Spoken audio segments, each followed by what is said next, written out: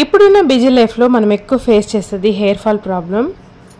ఇప్పుడు చాలా వరకు లైఫ్ స్టైల్ అనేది చేంజ్ అయిపోయింది కదా. మనము హెయిర్కి ఎక్కువ ఆయిల్ అనేది పెట్టకపోవడము, లేకపోతే బిజీగా ఉండి ఆయిల్ గురించి పట్టించుకోకపోవడము, అలాగే ఫుడ్, అలాగే పొల్యూషను, అలాగే వాటర్ ఏదైనా కావచ్చు కారణం హెయిర్ ఫాల్ అనేది అందరిలోనూ కనిపిస్తున్న సమస్య.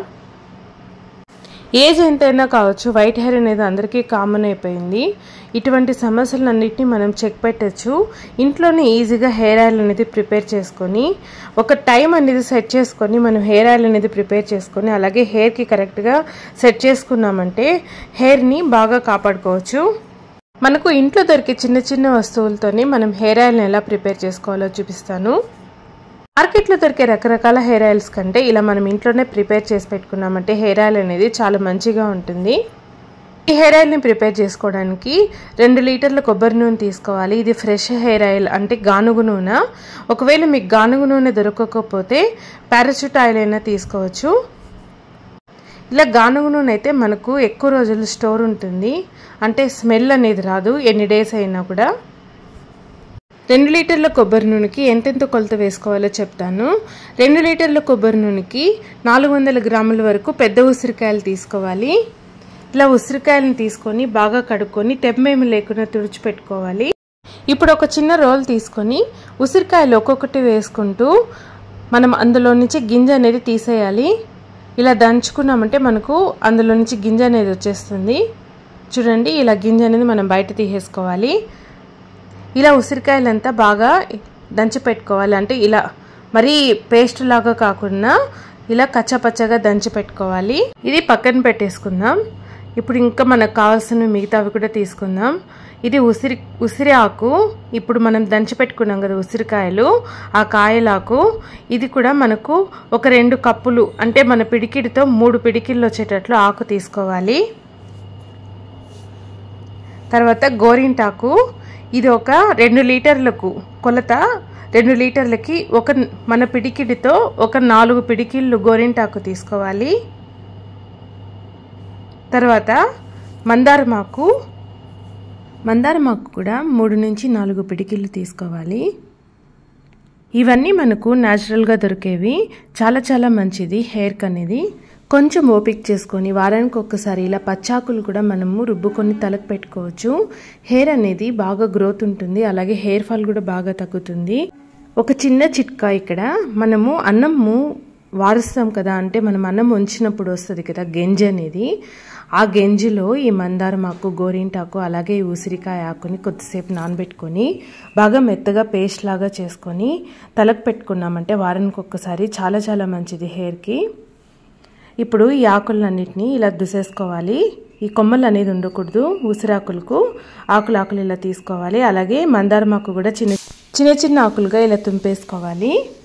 మీరు ఇలా అంతా తయారు చేసి పెట్టుకొని కరెక్ట్గా ఒక నెల రోజులు మిస్ అవ్వకుండా వాడి చూడండి, మీకే రిజల్ట్ అనేది తెలుస్తుంది. ఎప్పుడో ఒకసారి పెట్టుకొని రిజల్ట్ రాలేదంటే రాదు. కంటిన్యూగా మనము ఒక నెల రోజులైతే వాడాలి.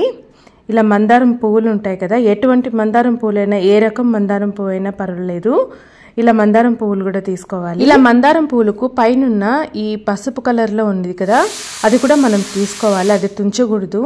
ఒక మిక్సీ జార్ తీసుకొని మనం తీసుకున్నవన్నీ వేసుకోవాలి. కొద్దిగా అంటే కొద్దిగానే నీళ్లు వేసుకొని ఇలా బరకగా గ్రైండ్ చేసుకోవాలి. మెత్తటి పేస్ట్ లాగా చేసుకోకూడదు. ఎక్కువ నీళ్లు వేసుకున్నారనుకోండి జారుగా అయిపోతుంది. మనకు అలా ఉండకూడదు. ఇలా గట్టిగాను బరకగాను ఉండాలి. ఇప్పుడు ఈ పేస్ట్ని కాసేపు పక్కన పెట్టేసుకుందాం. మనము 2 లీటర్ల నూనె తీసుకున్నాం కాబట్టి 2 లీటర్ల నూనెకి కలోంజీ సీడ్స్ ఒక 6 టేబుల్ స్పూన్లు వేసుకోవాలి. అలాగే మెంతులు కూడా 6 టేబుల్ స్పూన్లు వేసుకోవాలి. మనము ఎంతైతే తీసుకున్నామో మెజర్మెంటు అంతే మెజర్మెంట్లో మెంతులు కూడా వేసుకోవాలి.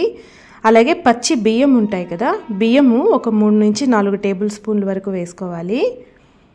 ఇది రోస్మెరీస్ మనకు ఆన్లైన్లో దొరుకుతాయి. ఇది 1 కప్పు వరకు వేసుకోవాలి. ఒకవేళ మీకు పచ్చి రోస్మెరీ దొరికిందంటే అదైనా వేసుకోవచ్చు, చాలా మంచిది. నాకు దొరకలేదు, నేను డ్రైది తీసుకున్నాను. అలాగే అలోవెరా, ఇలా లేత అలోవెరాని పైన చెక్కేం తీయకుండా ఇలా చిన్న చిన్న ముక్కలుగా తీసుకొని ఇది 1 కప్పు వరకు తీసుకోవాలి. ఇప్పుడు మనము కొబ్బరి నూనెని వేడి చేసుకోవాలి. ఒక మందపాటి పెనం తీసుకోవాలి. పల్చగా ఉండకూడదు, పెనం అనేది మందంగా ఉండాలి. అందులోకి మనం తీసుకున్న 2 లీటర్ల కొబ్బరి నూనె వేసుకోవాలి. బాగా గుర్తుపెట్టుకోండి, మందపాటి పెనం అయితేనే బాగుంటుంది. నూనె కాగే వరకు మనము స్టవ్ని హై ఫ్లేమ్లో పెట్టుకోవాలి. మనకు నూనె కొద్దిగా వేడయ్యాక స్టవ్ని కంప్లీట్గా సిమ్లో పెట్టేసుకొని ఫస్ట్ మనం కచ్చపచ్చగా దంచి పెట్టుకున్నాం కదా ఉసిరికాయలు, అలాగే మెంతులు, కలోంజీ సీడ్స్, పచ్చి బియ్యం అన్నీ వేసుకొని బాగా కలుపుకొని సిమ్లోనే బాగా ఉడకనివ్వాలి. తొందరగా కాగిపోవాలని స్టవ్ని అయితే హై ఫ్లేమ్లో పెట్టేద్దండి. ఒక్కొక్కసారి నూనె అయితే పొంగిపోతుంది మనకు. ఇలా సిమ్లోనే బాగా ఉడకనివ్వాలి.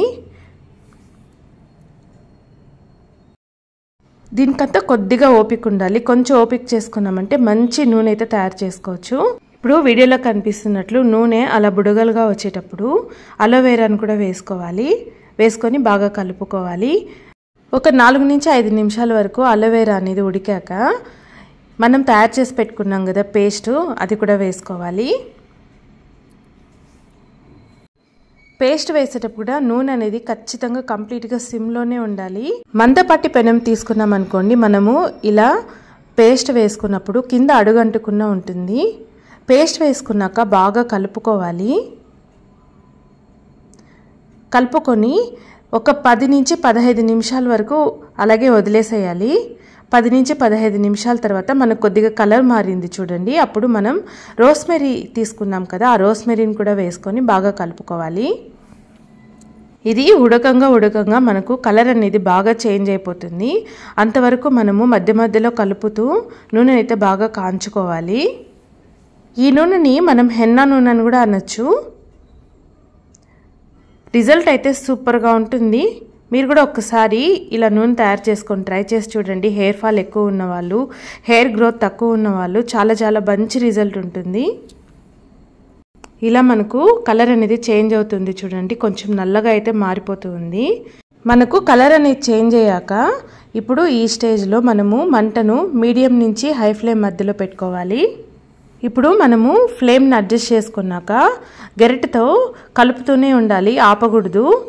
ఇలా మనకు పూర్తిగా కలర్ అనేది చేంజ్ అయిపోయినాక స్టవ్ ఆఫ్ చేసేసుకోవాలి. స్టవ్ ఆఫ్ చేసుకున్నాక మనకు ఆయిల్ అనేది బాగా వేడిగా ఉన్నప్పుడే మనం ఫిల్టర్ చేసుకోవాలి. ఇలా ఫిల్టర్ తీసుకొని ఇప్పుడు ఈ నూనెనంతా నీట్గా వడగట్టేసుకోవాలి. మనము వేడిగా ఉన్నప్పుడే ఫిల్టర్ చేసుకోవడం వల్ల మనకు నూనె అనేది వేస్ట్ అవ్వకుండా ఉంటుంది, నీట్గా వచ్చేస్తుంది అన్నమాట. ఇలా పూర్తిగా ఒక గిన్నెలోకి ఫిల్టర్ చేసి పెట్టుకోవాలి. ఇప్పుడు ఈ ఆయిల్ని పూర్తిగా చల్లారనివ్వాలి.